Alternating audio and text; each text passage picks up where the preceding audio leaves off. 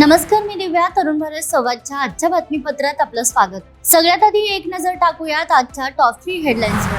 कोल्हापूर रत्नागिरी महामार्गावरील वारूळ येथे भीषण अपघात, चारचाकी आणि मालवाहू ट्रकची जोरदार धडक. वाघवे तालुका पन्हाळा येथे ओढ्यात नवजात अर्भक आढळले, घटनास्थळी पंचनामा करून पुढील तपास सुरू.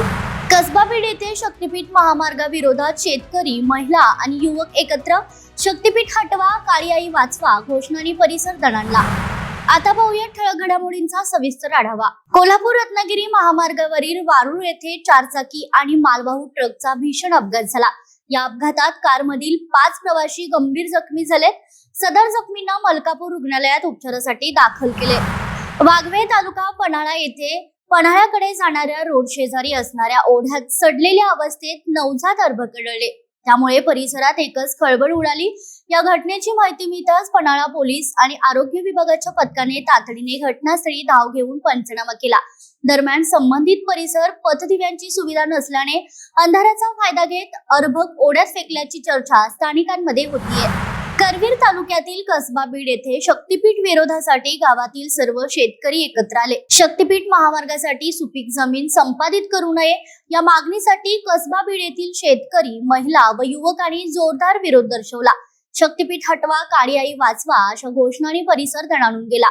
बैठकीत शेतकऱ्यांनी 130 आमदार आणि 20 मंत्री असताना लोकप्रतिनिधी शेतकऱ्यांच्या प्रश्नावर गप्प खा असा सवाल करत सरकार विरोधात नाराजी व्यक्त केली आहे. गोकुळ दूध संघाच्या प्रलंबित निवडणूक प्रक्रियेला वेग आलाय.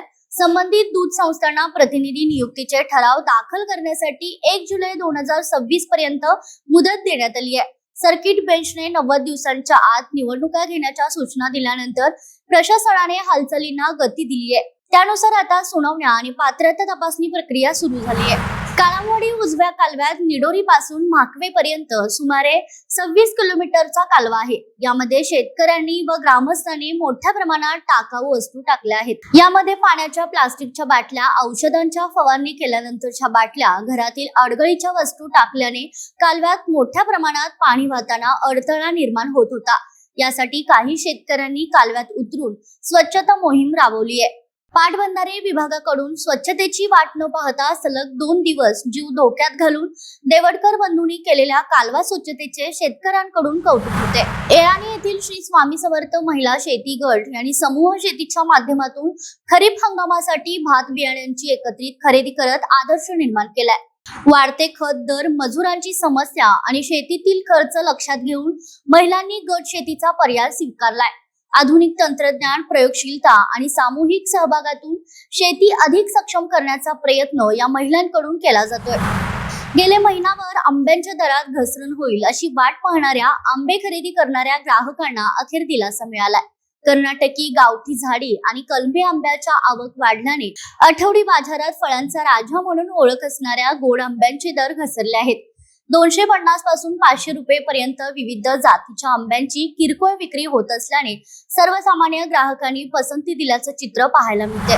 सध्या वातावरणात पावसाची चाहूल लागल्याने शेतकरी वर्गाने जनावरांच्या चाऱ्याची तयारी सुरू केली आहे. ग्रामीण भागात अनेक ठिकाणी मक्का व हिरव्या चाऱ्याची कडबाकुट्टी करून ती सुरक्षित साठवून ठेवण्याचं काम वेगानं सुरू झालंय.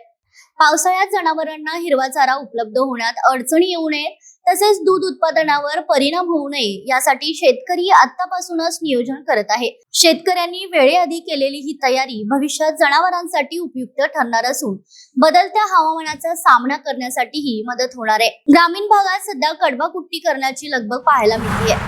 ऐतिहासिक रंकाळा तलावाच्या मध्यभागी आकर्षक कारंजे उभारण्याच्या कामाला सुरुवात झाली आहे. गुरुवारी सायंकाळी 2 क्रेनच्या सहाय्याने कारंजाचा सांगाडा तलावात सोडण्यात आला. कागलच्या धर्तीवर उभारण्यात येणाऱ्या या कारंजामुळे रंकाळा तलावाच्या सौंदर्यात आणखी भर पडणार आहे.